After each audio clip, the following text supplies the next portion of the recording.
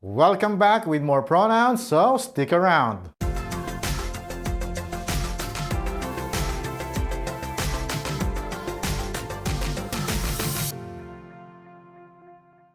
Kumusta po kayo? Welcome to our channel, Let's Go Tagalog, the channel that is dedicated in guiding you in your journey in learning the beautiful language Tagalog.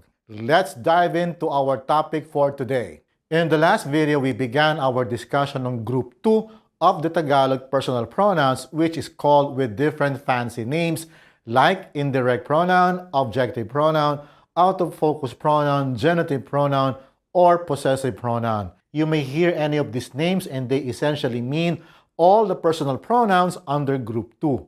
Group 2 personal pronouns are used in several instances like they are used as possessive pronouns expressing one's ownership of something. They are used in what is called object-focused sentences. They are used in phrases that talk about oneself as a temporal adverb, as a preposition or word that convey location, as a question, as an exclamation, or as an imperative sentence or sentences that command.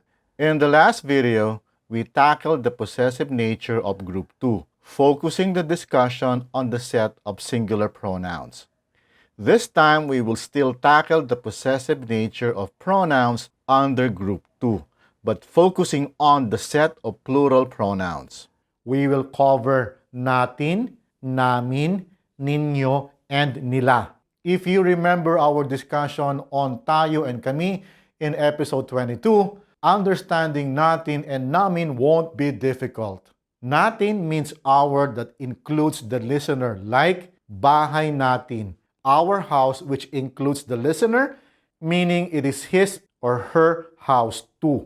Namin means our that excludes the listener, like bahay namin, our house and not yours. Ninyo is the plural form of your. Nila is their in English. But if you remember our lesson on politeness in episode 9, Ninyo and Nila are also used to address older people or people with higher rank. Let's take a look at few simple phrases that express possession or ownership of things in the following examples. Let us start with natin or our that includes the listener. Eskwelahan natin, our school. Nanay natin, our mother. Simbahan natin, our church. Boto natin, our vote. Mga gamit natin, our things or stuff. Mga estudyante natin, our students. Mga paninda natin, our products or things that someone sells. Mga pangarap natin, our dreams, hopes, or aspirations. Now, let's try namin, our that excludes the listener. Eskwelahan namin, our school. Nanay namin, our mother. Simbahan namin, our church. Boto namin, our vote. Mga gamit namin, our things or our stuff. Mga estudyante namin, our students. Mga paninda namin, our products or things that someone sells. Mga pangarap namin, our dreams, our hopes, our aspirations. Let's move on for some more. Kwarto ninyo, your room. Kaibigan ninyo, your friend. Sala ninyo, your living room. Kalayaan ninyo, your freedom. Mga laruan ninyo, your toys. Mga kliyente ninyo, your clients or customers. Mga larawan ninyo, your photos. Trabaho nila, their job. Amo nila, their boss. Sasakyan nila, their vehicle. Kahilingan nila, their request. Mga kasama nila, their companions. Mga pamangkin nila, their nephews and nieces. Pamangkin is gender neutral so it could mean nephew or niece. Mga utos nila, their orders. Mga panukala nila, their recommendations. You can add any word to a pronoun, generally a noun, to express ownership of that word. Let us expand these phrases by using them in our sentence patterns, starting with this one. As I have explained in my last video, the phrases I recited can be both the subject and the predicate. Let's try. Ito ay ang eskwelahan natin. Eskwelahan natin ito. This is our school. including the listener. Ito or this is the subject. Siya ay ang nanay namin. Nanay namin siya.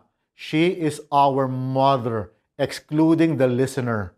Ito ay ang simbahan natin. Simbahan natin ito. This is our church. Ito ay ang boto namin. Boto namin ito. This is our vote. In everyday speech, either I or ang can be dropped. But in this video, we will stick to the regular form. Let's have some more examples. This time with nouns in the plural form. Ito ay ang mga gamit natin. Mga gamit natin ito.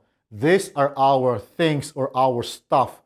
I hope you still remember our lesson on the plural form. That's why we're using mga.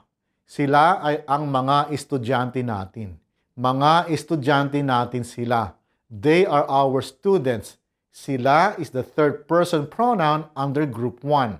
Ito ay ang mga paninda natin. Mga paninda natin ito. These are our products or anything that one sells. Ito ay ang mga pangarap namin. Mga pangarap namin ito. These are our dreams or our hopes or our aspirations. I hope these examples gave you a glimpse of the possessive nature of Group 2 personal pronouns. We will have more sentence patterns in the next video. I hope you don't miss that and I will see you soon. Maraming salamat at hanggang sa susunod.